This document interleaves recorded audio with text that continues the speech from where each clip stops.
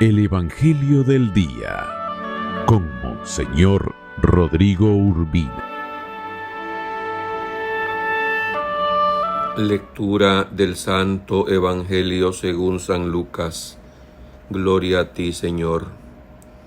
En aquel tiempo se dirigía Jesús a una población llamada Naín, acompañado de sus discípulos y de mucha gente. Al llegar a la entrada del poblado, se encontró que sacaban a enterrar a un muerto.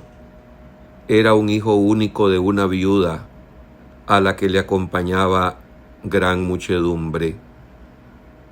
Cuando el Señor la vio, se compadeció de ella y le dijo: «No llores». Acercándose al ataúd, lo tocó, y los que lo llevaban se detuvieron. Entonces Jesús dijo: «Joven, yo te lo mando, levántate». Inmediatamente el que había muerto se levantó y comenzó a hablar. Jesús se lo entregó a su madre. Al ver esto, todos se llenaron de temor, comenzaron a dar gloria a Dios diciendo: «Un gran profeta ha surgido entre nosotros. Dios ha visitado a su pueblo». La noticia de este hecho se divulgó por toda Judea y por las regiones circunvecinas. Palabra del Señor. Gloria a ti, Señor Jesús. Por este santo evangelio se borren nuestros pecados. Alabanzas a ti, oh Cristo. Una viuda entierra a su único hijo, y junto a ella le acompaña una gran multitud. Pero ¿quién de verdad acompaña a esta viuda que va con el corazón destrozado a enterrar a su único hijo? Y es entonces aquí donde interviene Dios, ese Señor que, compadeciéndose de aquella viuda, le dice: «No llores».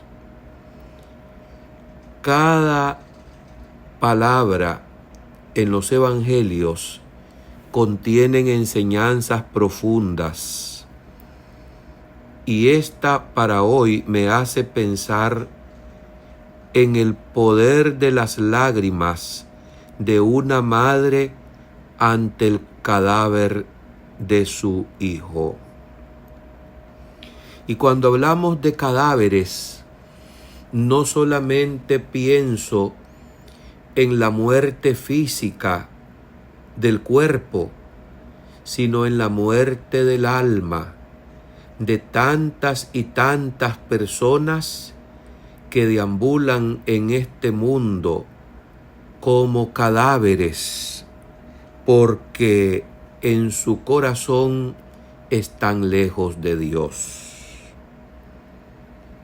Me hace pensar, cuando leía estos párrafos del Evangelio, en una Santa Mónica, madre del gran doctor y obispo San Agustín, que viendo a su hijo caer muy bajo en el despeñadero de la vida, en la vida de lo superficial, en los enredos, en las falsas ideologías, en todo aquel relativismo frente a la vida, esta madre no cesaba de interceder con lágrimas ante Dios para que su hijo abandonara los malos pasos y se convirtiera al Señor Jesús.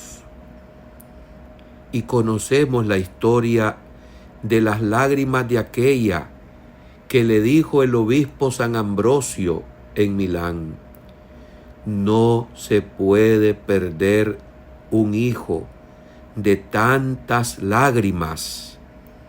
Pues así mismo sucede, hermanos, hasta el día de hoy, cuando son muchas las madres que lloran en silencio porque ven cómo sus hijos están completamente en caminos equivocados, en la droga, en la pornografía, en el adulterio, en malos y deshonestos negocios, en enredos de la vida que los empuja cada vez más a la perdición eterna. La oración de la madre es poderosa en favor del hijo y hará que Jesús se acerque al cadáver de su hijo para que le diga esta única palabra categórica: levántate, yo te lo mando.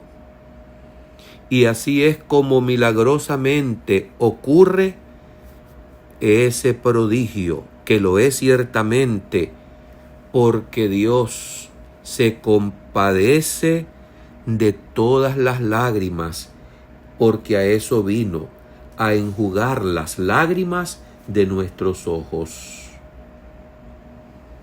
Jesús sintió compasión. ¿Qué significa esta palabra? Se compone de dos vocablos: padecer con, sufrir con esta pobre viuda que lleva a enterrar a su único hijo. Son dos las palabras o las frases que llaman la atención en este evangelio, y las dos salen del corazón misericordioso de Jesús para la madre y para el hijo muerto: no llores más. Y para el hijo cadáver: yo te lo mando, levántate. Hay además aquí un detalle muy importante, y es que una vez que aquel muerto vuelve a la vida temporal, se lo devolvió a su madre. Por los ojos y el corazón de Jesús sabemos cómo Dios acompaña nuestras profundas, amargas y peores tristezas. Cuando hay un funeral, un velatorio según las costumbres de nuestros pueblos, acude mucha gente quizás para dar el pésame, mas duele el corazón cuando uno llega a los velatorios y se encuentra una tertulia tan amena que inmediatamente caes en cuenta que aquella multitud llegó a pasarla bien y a recoger los chismes últimos de las semanas, porque no se han visto en mucho tiempo. Mas la familia doliente, el que verdaderamente siente el dolor en su corazón, yo creo que también se siente frustrado y sacudido al ver que aquella muchedumbre que está allí, dice, acompañándole en su dolor, lo que menos hacen es consolar a aquel que se siente desolado ante la muerte del ser querido o del familiar más cercano.